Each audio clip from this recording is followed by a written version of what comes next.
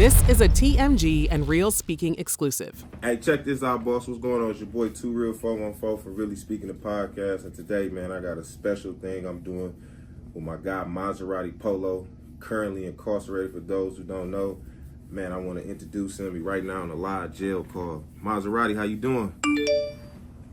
What it do, bro? Man, how you feeling, man? I can't complain. So, for my audience, right, I just want them to know, like, who are you? Man, Maseratti, yeah. It's the original drip guy, man. I'm one of the first social media influencers to come out the city, one of the first authentic social media personalities, and one of the first artists in the city to break on YouTube with a lifetime YouTube plays of 4 million combined plays on my artist account, 500 commercial and international radio plays, and over 100,000 records sold worldwide. I'm, somewhat of a big deal at the time. Oh, man, that's what's up, man. Listen. So with this, so we here to discuss today the Trap Rap MKE Exposed Part 2, right? Yeah, absolutely, man. So over the last several years, there's been a lot of controversy surrounding my arrest, my conviction, my charges, my career, and my impact on the city and the culture. Trap Rap MKE Exposed is me setting the record straight, clearing my name, and exposing all the lies and the propaganda along the way. Okay. Man, that's what's happening, man, and I truly understand like your mission and what you're going through this. So I got a question. So what can the audience and what can we expect from this series? Man, the powers that be attempted to cancel me, and along with my cancellation was 6 years of culture and history. And man, Trap Rock MKE is my love letter to the city. My goal is to restore that history, and so man, you can expect full disclosures, exposés, explosive interviews, scandals, conspiracies, and drama.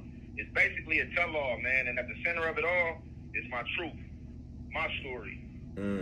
That's real. Okay. So, man, the way that sound, man, I'm trying to figure out, so, man, like, when can we expect Part 2 to be released, though? Because that sound like that's going to be live, man, because one thing I learned about history is you can hide it, but you can't erase it, no matter how hard you try, and that's what we here for. To get the history. Well, part one, man, to give a little details on part one. So part one discusses a conspiracy in the city. 2015 to 2017 was an interesting time in our city. The Bucks was hemorrhaging money.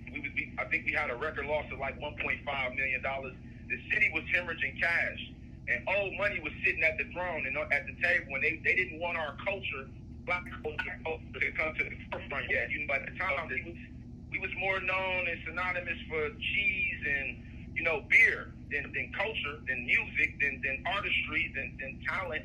You know what I mean? And so there had been a hold back on the culture for so long. We saw artists come from the city, but never come back to the city. I mean, K-Camp, I mean, Tank, I mean, Rico Love, I mean, the list goes on and on and on. And so the reason why is because the city has never been really polite to black people. We one of the most segregated cities in the United States of America, and we always been tough on crime. And tough on crime translates into tough on black people. And I mean, it's written in the fabric of our society, the laws, the legislature, truth in sentence, for example, which means if you caught life at 15 or 16, you're doing life. You die in prison. You know what I mean? There's no 25%, 50%, 75%. Nah, they did away with that. The lack of reasonable and affordable bail, which suggests that if you get locked up, you got to stay in jail until you can pay that entire bail. There's no bail bondsman.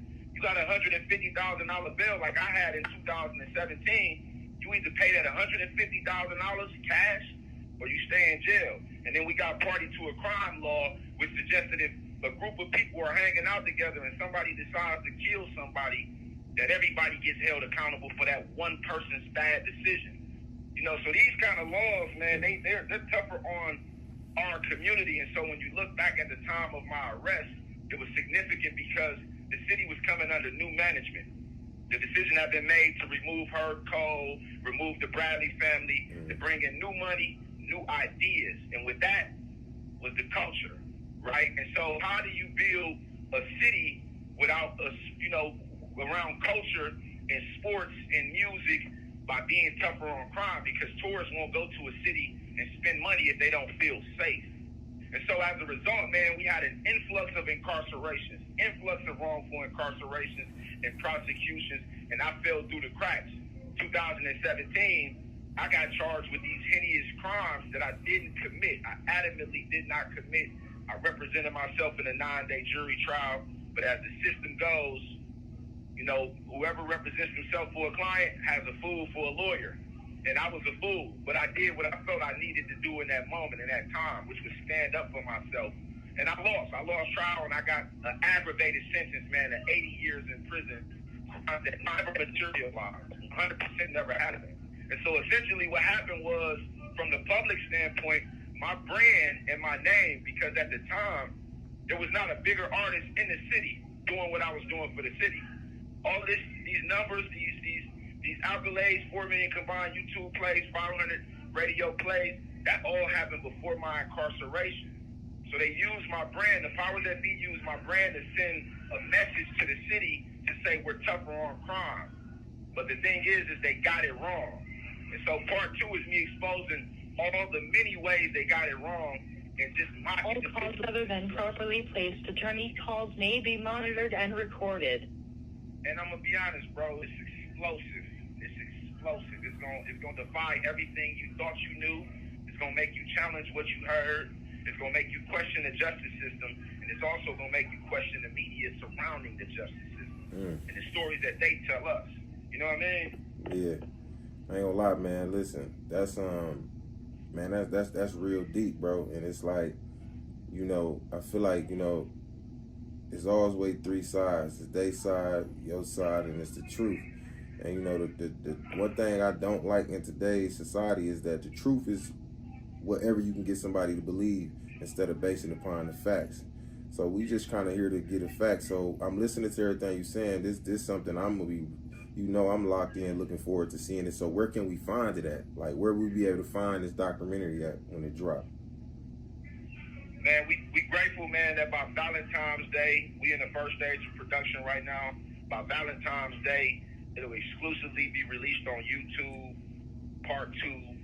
And, I'm excited, bro. It's my life's work. It's my life story. You know, I sat with it for the last 7 years, and it nearly broke me in half before it built me up and got me to this place where I'm able to, you know, talk about it and be able to express it. And then the city and people in general had to be ready for this kind of information because, you know, nobody was challenging, you know, the justice system or questioning the justice system rather, and challenging the media back in 2017. Cancellation wasn't even a phrase at that time. You know, I was canceled long before we had coined the phrase cancellation. So it's exciting now to be, you know, coming back in this era where we acknowledge cancellation. We know what it looks like. We know what it is, and we know who it impacts the most. Today, a black man could be canceled and never make his way back. You know, and white people always have redemptive qualities where they can get canceled today and be back in the spotlight tomorrow. Look at the Rob Lowe's. I mean, look at the, you know, the list could go on and on and on. Look at the Kevin Costners. But when you see a black man could get charged with a crime, get convicted of a lesser included, and still can't get another movie deal. Still get kicked off a Marvel cast, and we never see him make it back. And so, you know, man, the reality that we live in, the times that we live in, man, some things are acceptable and always have been acceptable for our counterparts. But for black people, cancellation is eternal. You know what I mean? It's indefinite.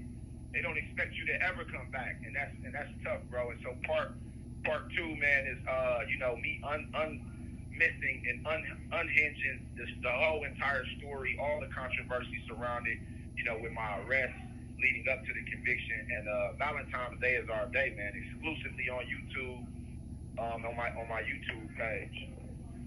Man, that's what's up, bro. And you know, I just want to commend you, right, for the, you know, the power of like not giving up, the power of just saying, like you say, you was in that dark place, you've been incarcerated for a little over 7 years now, and just understanding that, you know, you have to stand up for you.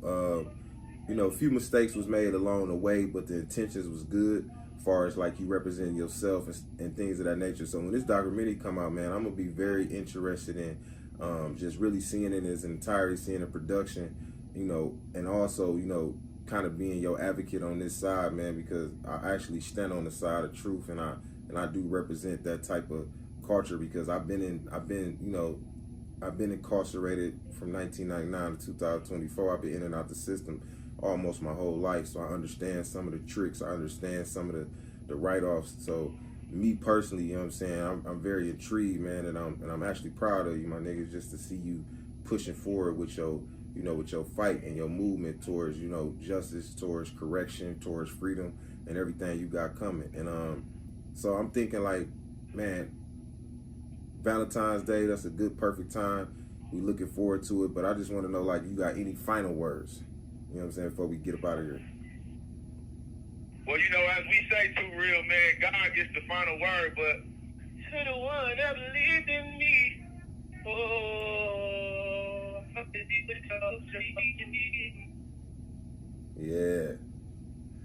Out the brightest sky tomorrow, oh, Lord, will you remove my sorrow? You know what I mean? Man, listen, bro, all my latest music is available on SoundCloud as well as all other streaming platforms. That's Maseratti Polo, 2 T's. All calls other than properly placed attorney calls may be monitored and recorded. Go to my YouTube channel. That's Maseratti, 2 T's again, Masera. 1 minute remaining. Polo. Hit that subscribe button. And The Maseratti Polo on social media. That's THE, The Maseratti Polo, the one and only, man. Man, listen, I appreciate you for taking your time out. Man, listen, bro. Kudos to you for what you do and for giving me a voice and for giving me an opportunity. Man, I appreciate it, bro. Man, you know, this is the first time I've been able to be vocal about what happened to me in 7 years, bro, and it feels vindicating, bro. So thank you for giving me that, bro. Oh yeah, believe that, bro. Listen, man, I appreciate you, man, and yeah, man, we gotta take the steps towards, you know, putting things on the wood, and like, I'm here, brother. I'm basically gonna stand in the fire with you, because if you believe, I believe. You know what I'm saying? And let's just see how it turn out. You know what I'm saying? We'll go from there. Yeah. Yes, sir. Maserati. Polo. That, bro. Mazzy out, bro. Believe that. Love and blessings. Drip that, sauce that, spice that 2 times. Talk to her. You could spend a night, but you can't stay for long. I was in the jungle, I was raging in a storm. Shooting jump shots, I was working on my form. Some niggas being black and broke is just the norm.